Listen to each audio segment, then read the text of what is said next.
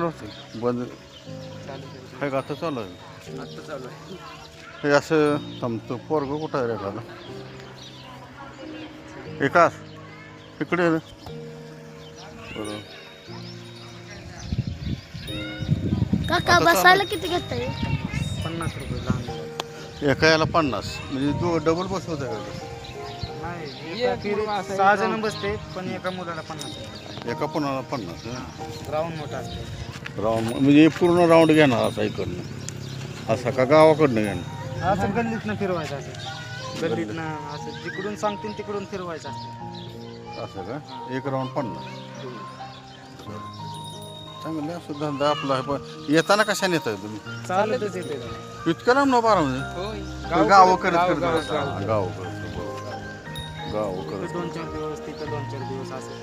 म्हणजे आपलं तुमचं पहिल्यापासून हा, बिझनेस आपल्या आजोबा पंजोबापासून धंदा चालूच आहे. सगळे आपले जिकडे जाईन तिकडे आपल्या आंबेडकर नगर मध्येच मुक्काम असतात. आपण नाव जय भीम म्हणले होय, होय. जय भीम जय भीम चांगलं आहे. आपले लोक फिरून म्हणजे व्यवसाय करून खाता हे महत्वाचं हा हां व्यवसाय करून खाणं हे महत्वाचं आहे सगळं होय हां ना, आपले बाबासाहेबांचे गीत वगैरे पण म्हणतो आम्ही. म्हणताय का सुरपेटे वगैरे असते आज आहे आज आहे ती काय आता नाही आता इचलकरंजी. इचलकरंजी ते सुरपेटे वगैरे आणून इथे असं केलं तर संध्याकाळ चालतं शक्यतो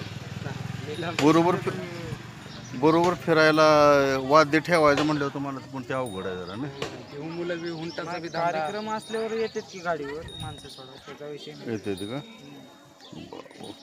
तेव्हा भैरवाची मूर्ती बसवलेली तेव्हा येऊन ठेवतो काय? होय तुमचाच होता काय म्हणून दुसरं हा आपलंच होतं.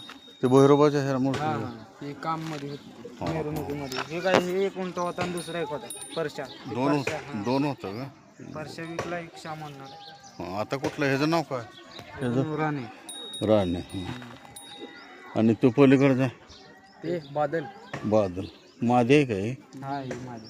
ते मादी तो नर आहे हा तर मग नाही कुठे गावलो?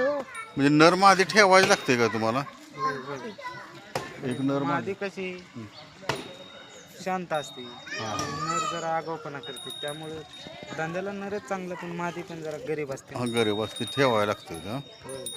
जरी नर जरा आगाऊपणा करायला लागलं की मादीवर करता येते जरा धंदा.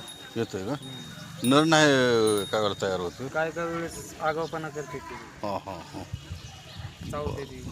असं होतं काय कळलं चालतं